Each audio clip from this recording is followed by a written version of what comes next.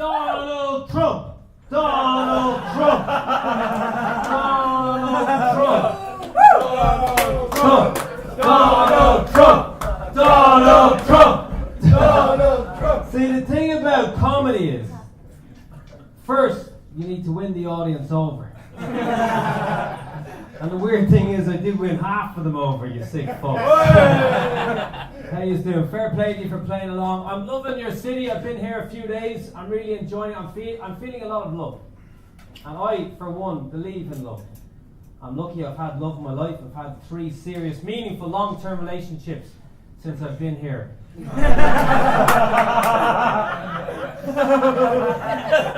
Come here, I have a girlfriend and I'm not being a dick. I love her. I fucking love her so much until I came here, and I do. I've been with her like 6 weeks. It's the first time I've had a girlfriend in years, but I'm filled with fear. The normal fear that comes with love. I mean, somebody said love's the opposite of fear, and then there's not, but I'm feeling it. The fear of losing her, the fear of breaking up, the fear of fucking up, and because it's happened every single time before. You meet someone, you're in love, and then they're gone, and because you're with a sister, and then I'm feeling the fucking thing, you know, because it's only a matter of time before one. Because have you ever heard it? Let's just be friends. No, none of us have. We're from the Netherlands. Look at their faces. Of course not. I know we don't sound like this, but you look at their faces. How do you respond to let's just be friends? I'll tell you. I felt the swaying of your thighs wrapped around my face while my tongue danced with your clitoris to the sound of your orgasmic pleasure. And now you want to meet up for monthly cappuccinos? Fuck off.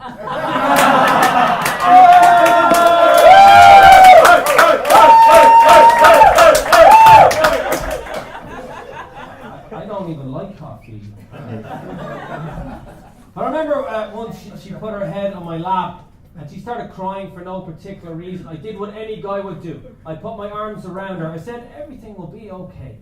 And I got an erection. Now, I get it. That's inappropriate, but I didn't fucking choose it to happen. I didn't want it to happen. If anything, I was the victim here. I was like, no, not now, penis. Jesus Christ, look at her eyes. She is crying. There is tears in her eyes. A woman's tears release pheromones to make the male be less aroused, in case he didn't get the message. This penis didn't get the message, he was just being a massive dick.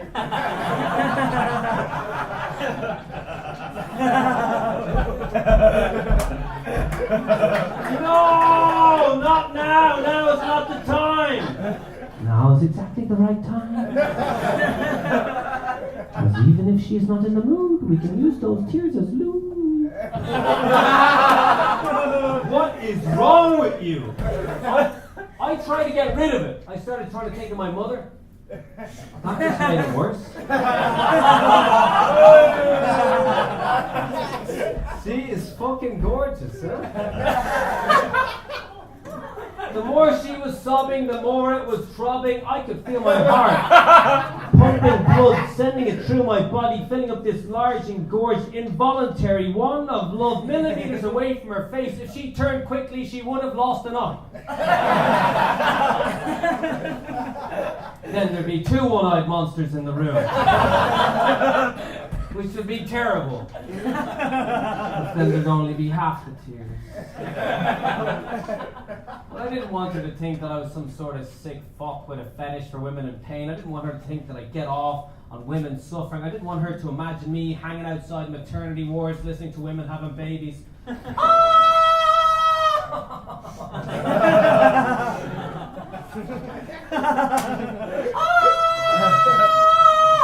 This one's having twins. It's not like that. There's a perfectly reasonable, rational reason why every single man gets aroused when a woman cries, and it's because she was being vulnerable. And I grew up in a fucked up world where men can't be vulnerable or sensitive, or other guys call them female or gay. So when she was being so openly vulnerable to me, I felt so close to her. And part of me wanted to be even closer to her, and that part of me was just trying to wipe away her tears.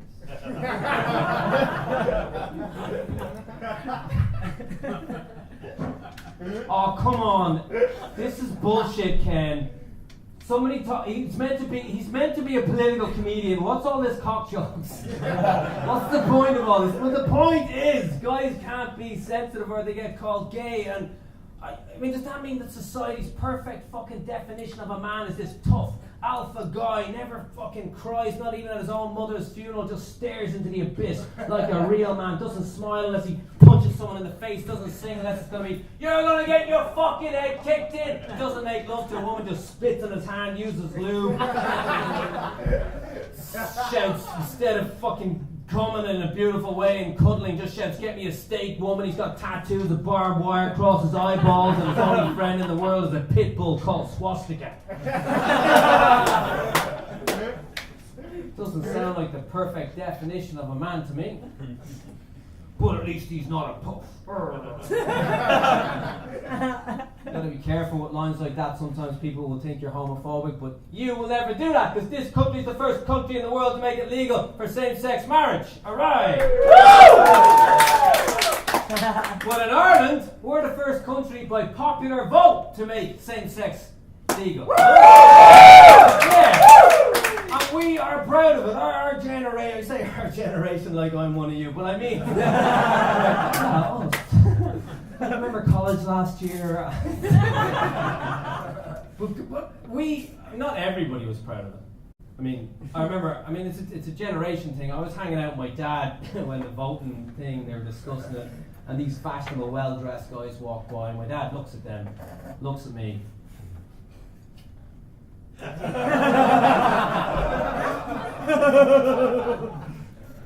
There's too many of them gays around nowadays. Fuck, Dad, you can't say stuff like that. People will think you're a homophobe. I'm a homo, what? Oh, Dad, you're homophobic.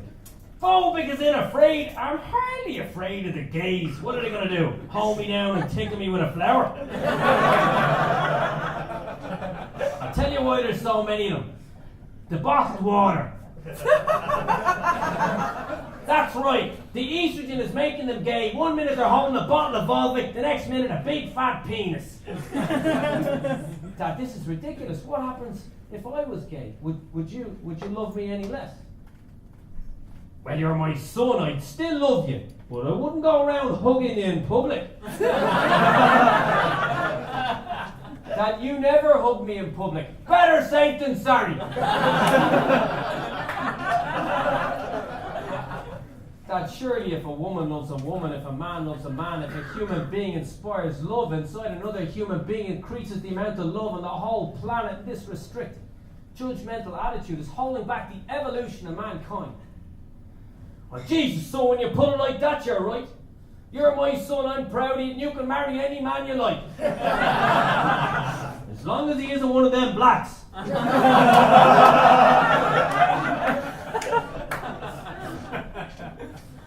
Good, one black guy at the back.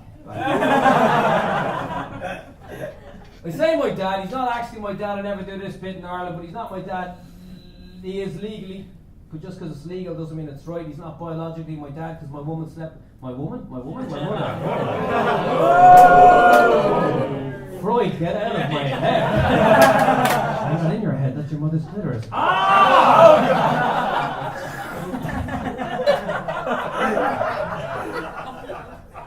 Why is it 6 inches and tastes like so salty? But I didn't. It's not, because here's the thing, right? Technically, I found out when I was 28 that I'm technically a bastard. At first I felt uncomfortable. I was like, I don't know where I belong. I don't know who I am. I don't know. And then I realized it doesn't matter because I looked on Wikipedia and apparently 20 to 30% of people are bastards. They're illegitimate. Which means statistically the entire front row are bastards. You, sir, what's your name?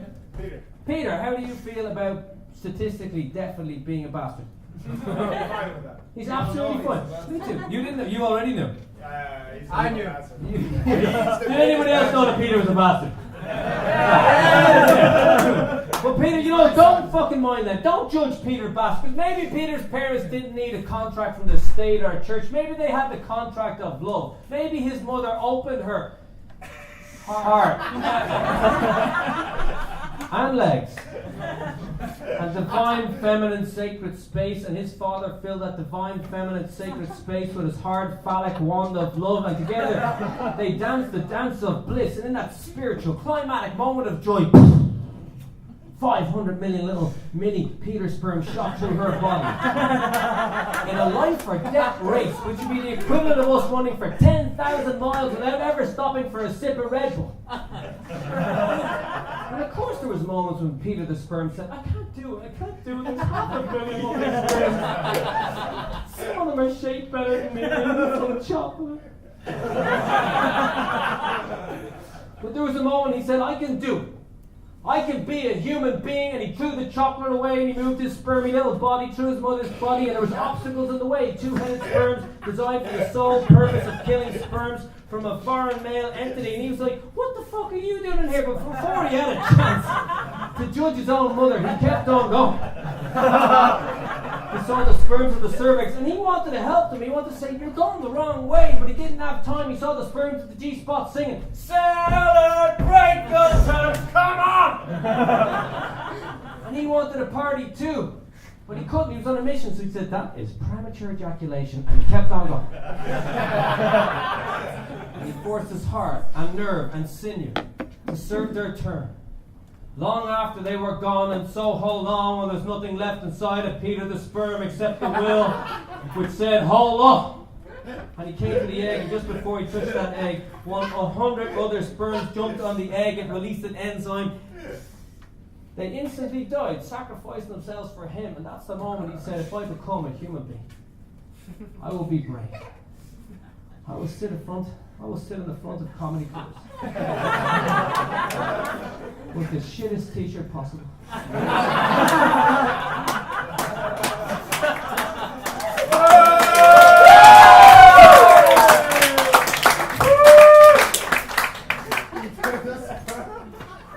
Do you know who else, like you and like me, do you know who else is a bastard? This guy. No. He also has premature ejaculation. No, Jesus is a bastard. Of course, yeah, Jesus. But I'm a big fan of your friend, but I'm also a big fan of Jesus. The bastard. Because, I mean, you know, first, I mean, Jesus is, I know we're not the most religious country in the world here, but Jesus is kind of a hero of mine because he worked this shit out by himself. He said we're made of light. He overcame temptation. So did Buddha. The first temptation for Buddha was 3 beautiful dancing women. 40 days under a tree. Jesus, 40 days in the desert. First temptation for Buddha. 3 beautiful dancing women. Buddha said, no!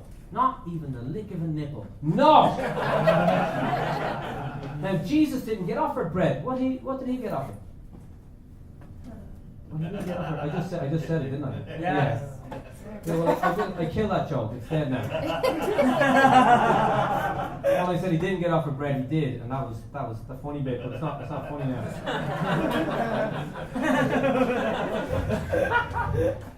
But here's a completely different reason that's also funny. In fact, way funnier. Here's the real reason I like Jesus, right? Ultimate forgiveness. Forgave everybody. He didn't give a shit if you ruined a fucking joke. He didn't care. You could put crowns on his head. You could fucking call Mary Magdalene his beautiful woman, you whore. He didn't care what you did. You stab him on the cross and he still said, forgive them, Father, they know not what they do. But he did not forgive the bankers.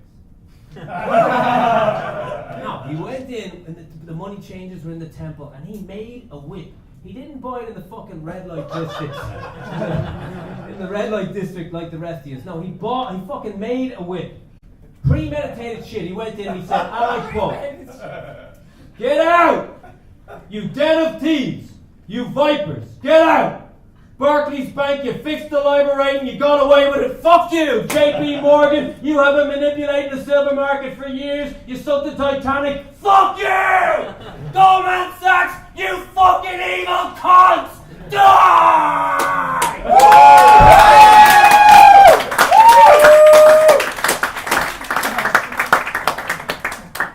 Matthew 21:12.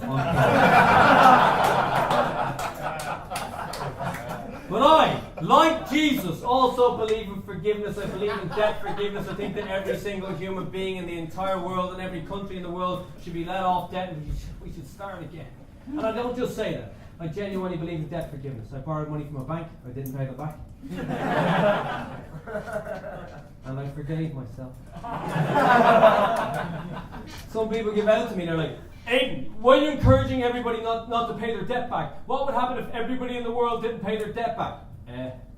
We'd be debt free.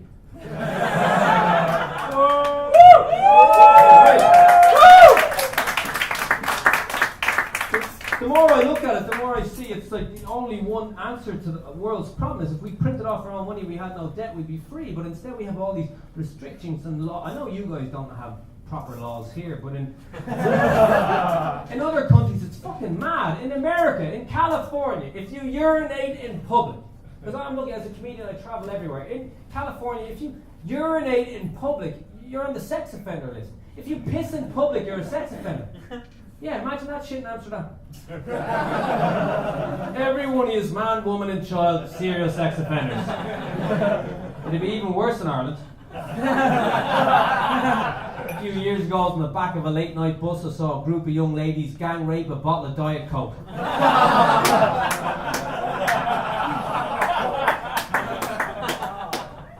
Weeks ago, I was in Singapore. You're not allowed to have chewing gum. If you have chewing gum, you go to jail. Same sex, not same sex marriage, same sex sex. If you have sex with a human being of the same, okay, women can fuck other women. Women can fucking swim in each other's rivers of love. You can wear each other like a hat, but a man cannot have sex. You can't even have oral sex. If a man sticks his cock in another man's mouth, he goes to prison. Now, if that man's mouth has chewing gum in it at the same time, then he's really in trouble. And in Australia, that's fucking mad. Like surfing and freedom and happiness. It's not like that. It's different. It's like nuts. It's like I was cycling a bicycle down there without a helmet, obviously, because it's fucking hot. Ooh. You fucking mad anarchist. Is that a fucking A over your head because you're a rebel? They put that there for you, eh? I was cycling down the bike, my long blonde hair flowing in the wind. From across the road I hear, "Hey, you on the bike! Where's your fucking helmet?" "Yeah, I'm a copper." I nearly fell off my bike, which would have been terrible because I wasn't wearing a helmet. And then I thought, if that's how the cops sound, how did the criminals sound? Maybe it's the opposite because they're upside down. Good morning, Chopper. Would you like some lemonade? But my Australian friend explained it to me. He's like, "Aidan, if you fell off your bike when you might get knocked over by a car, you'd hurt your head, and the state would have to pay for you in hospital." I was like, "Fuck you, because you're fucking punishing me for being a victim in the future for a crime that's never happened."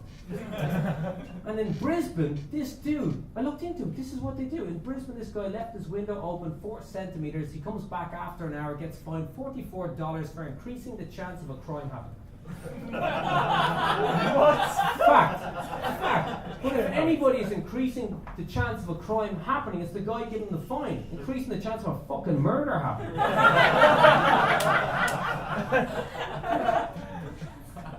In Melbourne, if you have a picnic, you need a permit. "Hey, you! Is that a jam sandwich in your mouth?" "Yeah, man. I'm just having a picnic." "Yeah, an unauthorized picnic. Get on the ground. Get on the ground." Dude, I'm already on the ground.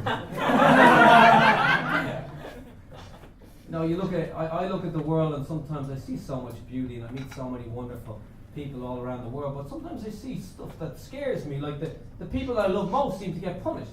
You know, like the whistleblowers, Julian Assange, Edward Snowden, Chelsea Manning, people who stand out and tell the truth. I mean, Julian Assange, this hacker, the best hacker in the world, when he was a fucking teenager, he hacks into NASA on the day they're launching a nuclear bomb into space. He didn't think it was a great idea.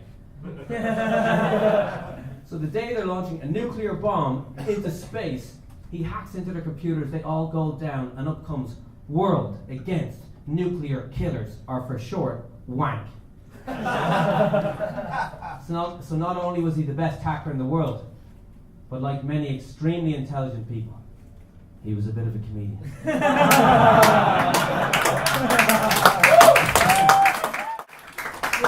But this guy and WikiLeaks and all of his staff reported more main stories than all of the other mainstream media in the world, and then out of nowhere, Julian Assange the rapist, rapey Julian Assange. I couldn't believe this fucking mainstream media who failed, refused, or neglected to report the truth, so I looked into it. It turns out he had sex with 2 women, and on one occasion the condom broke. Woman A contacted woman B, asked her to go with her to the police station because she was worried she might have an STD and she couldn't contact Julian Assange. Woman B agreed. She goes to the other side of Stockholm, passing many police stations on the way to her own personal friend who was a policeman who broke protocol and didn't record the conversation. But that is a conversation I'd love to have heard. When I was making sweet consensual love to Julian Assange, the condom broke and I can't contact him. Maybe he's saving the world, or maybe he's just being a typical male dick, but can you help me? Hold on, are you saying Julian Assange, founder of WikiLeaks, enemy of the most powerful governments in the world, raped you? That's not what I said at all. It's like you're not even listening to me. What? There's a black man. Where? I'll shoot him in the back. She refused to sign the statement. She texted her friend. The policeman made up the charges. She put on Twitter, I was not raped by Julian Assange. The prosecutor dropped the case within 24 hours, saying there is no case.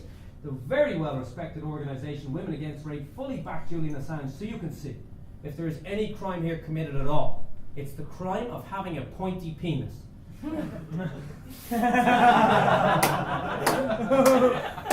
Well, I'm pretty sure it's not illegal to have a needle knob yet. We have to start rounding up all the sharp shafts. What are you in for? Oh, got a case of the pyramid pecker.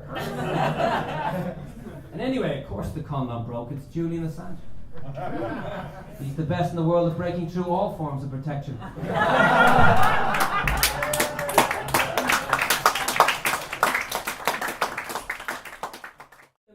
27 countries refused asylum, including your country, the Netherlands, including my country, Ireland. He must have been terrified. His only chance was Vladimir Putin from Russia, who didn't have a great track record of human rights. Must have been terrified. Even if I do get out of here, they're going to torture me. I'm never going to see Lindsay again. And even if I do see her, by some miracle I get asylum in Moscow and she's allowed to come to Moscow too. I mean, she's a ballerina. What could she possibly do here? President Obama rang Vladimir Putin. He asked for Snowden to be handed over. Oh, you want Edward Snowden? No problem. I help you find him.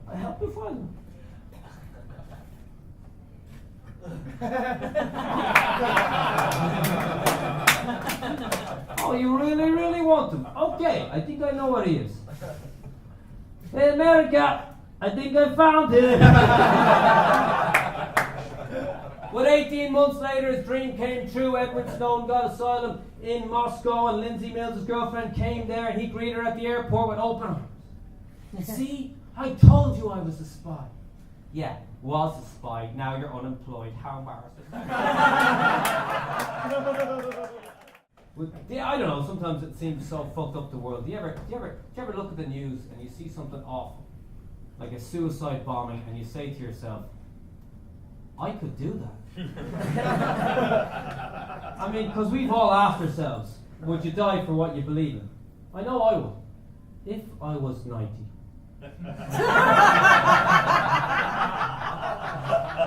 But life is too good. You want to hang out with your mate with the dodgy grey shirt. You want to hang out with your loved ones. You want to go to comedy clubs and see amazing comedians before the jihad. You want to do all the good things in life, but at the same time you want to make a difference. And that's when I came up with geriatric jihad.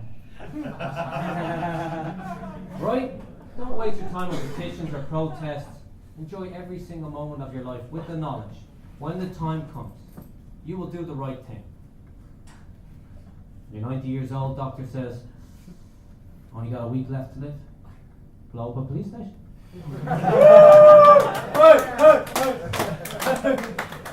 Any vegans, vegetarians here? Woo!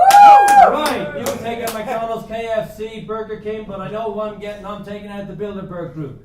The oligarchs, the monarchs, the world leaders who meet once a year, every year since 1954. Documented fact. They'll all be there doing what they always do, discussing global domination and playing Twister in the news. Pete, the directors from Royal Dutch Shell and BP will be pouring oil on little dolphins' faces just for fun. Rupert Murdoch will be bragging to the Queen of England. I can control the minds of the masses with my massive media empire. One used to have an empire once. But now one spends most of one's time giving titles to pedophiles. She'll be just about to give a knighthood to Gary Glitter. But she'll be distracted by her husband, Prince Philip, talking to President Obama. I believe you might be at the wrong meeting.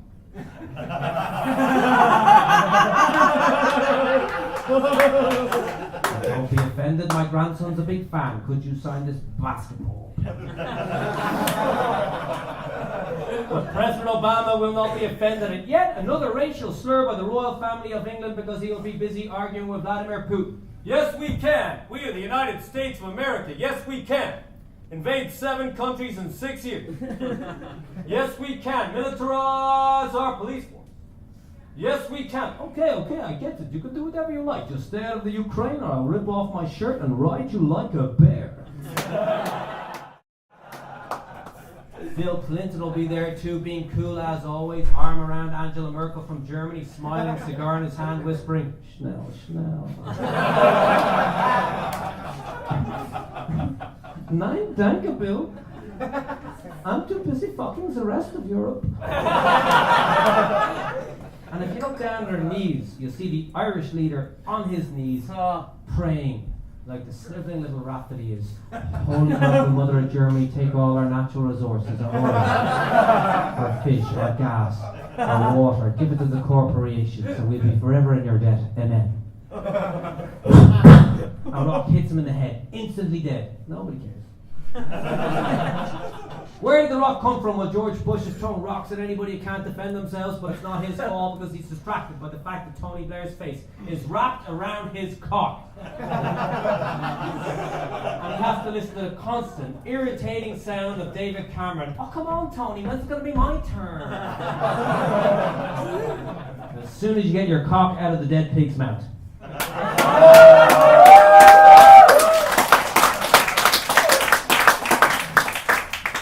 Well, let's not judge any of these fellow human beings, because if you look closely, you'll see that there's strings attached to their wrists.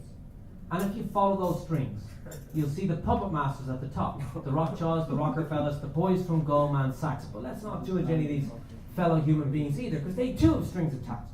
And if you follow those strings, you see the ultimate world puppet master at the top. Bono.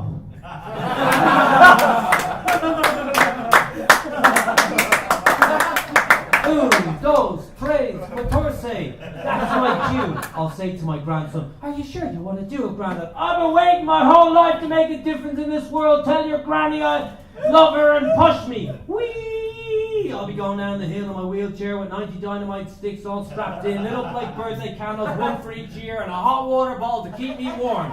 Whee! All the Bilderbergers will be terrified except for Putin. Nothing scares him. Cameron and Blair will be using the Queen as a human shield. One is too young to die. And a little tear will roll down her cheek. And that's when I'll get my last erection. The grandkids will be bragging about me. Where's your granddad buried? Where isn't he buried? It could become fashionable. This could be a thing, like, you know? It could be on TV, ads on TV. Are you finding the only thing you have to look forward to is Tuesday night bingo? Are you recognizing fewer and fewer people each week? Are you worried your life may pass without ever having made any real difference?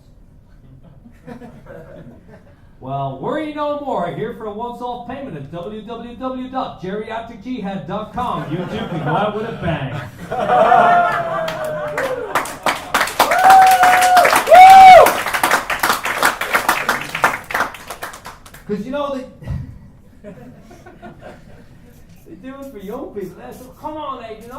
that older people should take their lives to make society a better place, are you? Yeah, that's exactly what I'm saying. Because the young people have the ads on TV. I'm sure you guys have it too. Join the army. These good-looking men and women in their camouflage gear going across assault courses, having the time of their fucking lives dodging imaginary bullets. But you never see them in those ads the first time they kill a human being. You never see them holding their best friend who's gone from the waist down. You don't see them begging on the street to get some money so they can get high, so they can escape from the dark shadows that haunt their souls. All I'm saying is Granny's going to die soon anyway.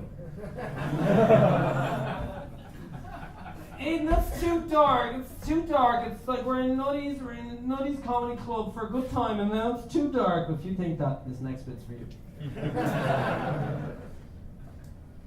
So, Israel and Palestine. Oh, come on, Aidan, you're not going to blame the Israelis because the Palestinians started throwing missiles over first. It depends on how you define missile, because in Ireland, the politicians reported that, the fucking media reported that the politician was attacked by a missile. It turns out the missile was a water balloon. If you genuinely think that a water balloon is a missile, what did you think of the ice bucket challenge? Now, I'm not saying that the Palestinians threw water balloons. They threw missiles over, homemade missiles, but at the same time period that they killed 66 human beings that were Israeli, they killed, according to the BBC, over 2,100 human beings that were Palestinians, and a huge percentage of them were children. And I was thinking that's because they were bombing schools, which they were, but the Israeli media explained it like this. The reason that there was such a high infant mortality was because the Palestinians were using their kids as human shields. Now, I'm not a military expert, but that's not going to work. Because I care about humanity, I came up with a human shield that would work. Picture this. Phone call comes in to the head of the PLO, Palestinian Liberation Organization. Sir, intel just in. Gaza's about to be bombed. Don't worry, we have a human shield set up. No, sir, this is different. What, they're using 4-year-olds instead of 8-year-olds? Not cute enough. Bomb it. No, sir, they're using celebrities. Oh, no! Yes, I would kill thousands of children who pray to a slightly different God, but not Hollywood darlings.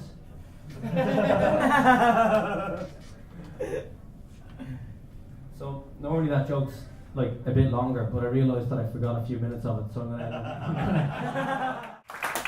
going to end this short happy bit instead, right, of the dark bit. You can watch it on YouTube. Shut up, you capitalist.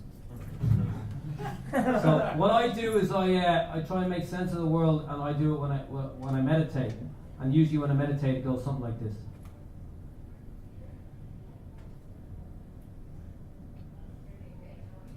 I can hear voices. Shut up, you can always hear voices. Why are you telling me to shut up, you prick? You're a prick.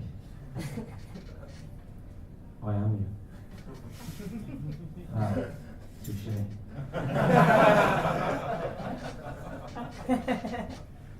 I didn't know you could speak French. I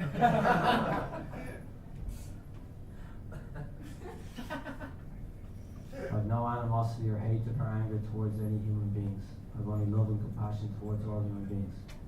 Bollocks, what about Bono? He's alright. I love him too. Alright, what about the Queen? Fuck her. Would you? I